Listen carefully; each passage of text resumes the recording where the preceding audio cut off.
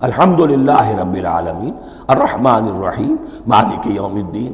اب خطاب ہے ایاک نعبد و ایاک نستعین، ہم صرف تیری ہی بندگی کرتے ہیں اور کریں گے، اور ہم صرف تجھ ہی سے مدد مانگتے ہیں اور مانگیں گے۔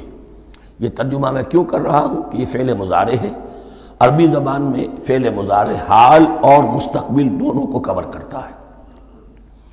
ایاک کا جو ہے مفعول فاعلی جو ہے، مفعول جو ہے اس میں ضمیر مفعولی اسے پہلے لا کر حشر کا مضمون پیدا ہو گیا۔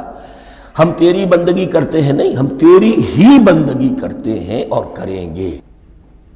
حال میں ترجمہ کیجئے تو یہ اظہار حال ہے، اور مستقبل میں ترجمہ کیجئے تو یہ ایک عہد ہے، قول و قرار ہے، بہت بڑا معاہدہ ہے۔ وَإِيَّاكَ نَسْتَعِينُ، اور صرف تجھ ہی سے مدد مانگتے ہیں اور مانگیں گے۔ اس میں بھی حال کا ترجمہ اظہار حال، اللہ کرے کہ واقعی ہمارا حال وہی ہو، جب ہم یہ الفاظ کہتے ہیں تو واقعتاً ہم اس پر پورے اتر رہے ہوں کہ اسی کی بندگی کر رہے ہوں اور اسی سے ساری استعانت اور استمداد کر رہے ہیں۔ جہاں تک مستقبل کا تعلق ہے وہ پھر ایک عہد ہے، اہدنا الصراط المستقیم۔ یہ مقام وہ آ گیا کہ یہاں تک تو اے پروردگار ہم پہنچ گئے، تیرے فضل سے، تیرے کرم سے۔ فطرت سلیمہ بھی تیری عطا کردہ تھی، عقل سلیم بھی تیری ودیعت کردہ تھی، ان دونوں کی روشنی سے ہم یہاں تک تو پہنچ گئے۔ اب ہماری جو ضرورت ہے، احتیاج ہے، وہ کیا ہے؟ اہدنا الصراط المستقیم، ہدایت بخش ہمیں سیدھے راستے کی۔ یہاں دو باتیں سمجھ لیجئے۔ انفرادی سطح پر انسان کے لیے نہ معلوم کتنے مرحلے آتے ہیں ہر روز کہ جس میں وہ ایک ٹھٹک کر کھڑا ہو جاتا ہے، یہ کروں یا یہ کروں۔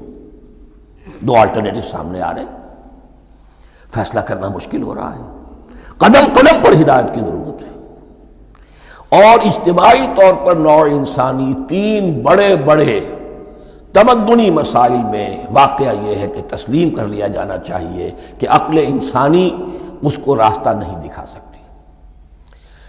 عام معاشرتی سطح پر مرد اور عورت کے درمیان حقوق اور اختیارات کا کیا توازن ہو، ناممکن ہے، انسان طے نہیں کر سکتا۔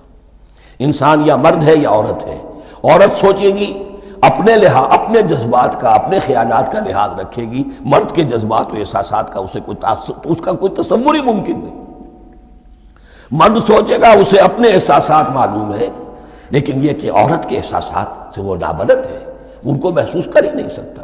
لا محالہ وہ اپنے بارے میں وہ جو بھی نظام بنائے گا اس میں وہ اپنی بالادستی رکھے گا۔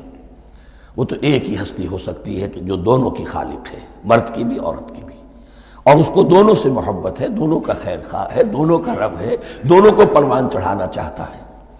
اسی طرح فرد اور معاشرہ یا ریاست، حکومت اور ریاست ہمیشہ یہ چاہتی ہے کہ سارے اختیارات ہمارے ہاتھ میں آ جائیں، ٹوٹلیٹیرین سوسائٹی ہو، بس ہم حکم دیں اور لوگ اس پر چلیں۔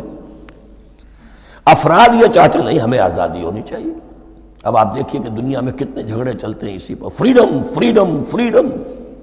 وہ فریڈم واقعتاً اپنی جگہ پر ایک شے ہے، افراد کی آزادی ہونی چاہیے، لیکن افراد کی آزادی اتنی نہ ہو جائے کہ وہ مادر پدر آزاد ہو جائے، کوئی قانون، کوئی قاعدہ، کوئی اخلاقی کوئی حدود اور قیود جو ہے ان کا پابند نہ رہے۔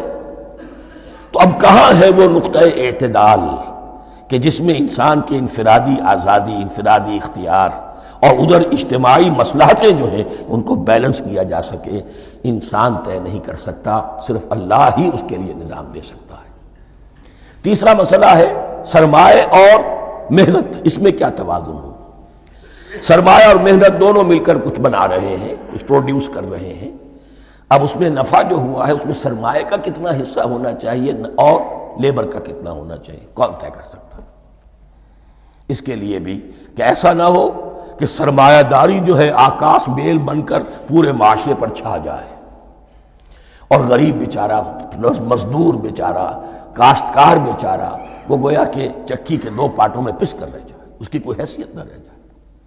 لیکن یہ کہ دوسری طرف اگر یہ کہ مزدور کا جو حق ہے اس سے زیادہ اس کو دے دیا جائے تو سرمایہ جو ہے وہ سکڑ جائے گا، شائی ہو جائے گا، وہ پھر میدان میں نہیں آئے گا۔ کیا کیا جائے؟ کون سا نقطہ عدل و اعتدال ہے؟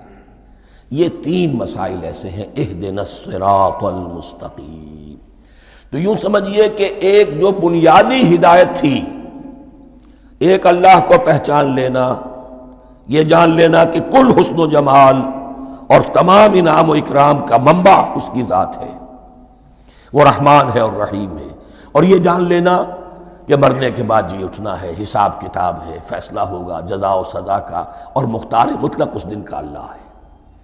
پھر یہ عہد کر لینا ایاک نعبد و ایاک نستعین، اس کے بعد دعا، پروردگار ہمیں ہدایت پر قائم رکھ، ہماری ہدایت میں اضافہ فرما۔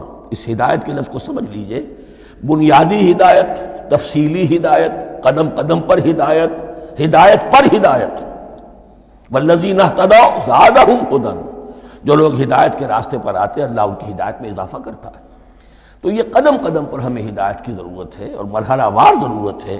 ہدایت اس کو بھی کہتے ہیں کہ کسی نے آپ سے کوئی پتہ پوچھا، آپ نے کہا ادھر جانا، پھر دوسری گلی میں مڑنا، پھر جانا دو تین لائٹیں چلے جانا، پھر مڑنا، وغیرہ وغیرہ، یہ بھی ہدایت ہے، نظری طور پر آپ نے بتایا ہے۔ ایک ہدایت یہ ہوئی کہ بھائی میں چلتا ہوں آپ کے ساتھ، میں آپ کو وہاں تک پہنچا دوں گا تاکہ آپ کو دقت نہ ہو، آپ نے منزل تک پہنچا دیا۔ ان دونوں کے درمیان، یہ تو میں نے ایک فرد کی مثال دی ہے، اللہ اور بندے کے درمیان نہ معلوم کتنے مراحل ہیں ہدایت کے۔ تو کسی وقت بھی انسان اپنے آپ کو ہدایت خداوندی سے مستغنا نہیں سمجھ سکتا، اور نہیں تو پروردگار جو ہدایت دی ہے اس کو ہدایت پر قائم رکھ۔ کیا پتہ شیطان کا کوئی حملہ، کیا پتہ ہمارے نفس کی کوئی شرارت کسی ایسے رخ پر ہمیں ڈال دے کہ اب تک کی ساری کمائی بھی ضائع ہو جائے۔ لہذا یہ نہ سمجھیے کہ جب یہ ساری چیزیں ان کو معلوم تھیں، وہ ان چیزوں کا تو اقرار کر رہے تو اب ہدایت کون سی مانگ رہے ہیں؟ تو ہدایت کا تو بڑا میدان کھلا ہوا ہے، اور اس ہدایت کی وہ جو میں نے آخری شکل آپ کو بتائی ہے کہ منزل مقصود تک پہنچا دے، یہ ہدایت بھی قرآن مجید میں اس معنی میں بھی لفظ آیا ہے کہ اہل جنت جب جنت میں داخل ہوں گے تو جو ترانہ حمد ان کی زبان پر اس وقت ہوگا وہ کیا ہے؟ الحمدللہ الذی ہدانا لہذا وما کنا لنہتدی لولا ان ہدانا اللہ، کل شکر اس اللہ کا جس نے ہمیں یہاں تک پہنچا دیا، ہدایت دی یہاں تک پہنچا دیا، اور ہم ہرگز نہ پہنچ پاتے، ہم ہرگز ہدایت یافتہ نہ ہو سکتے اگر اللہ ہی ہمیں ہدایت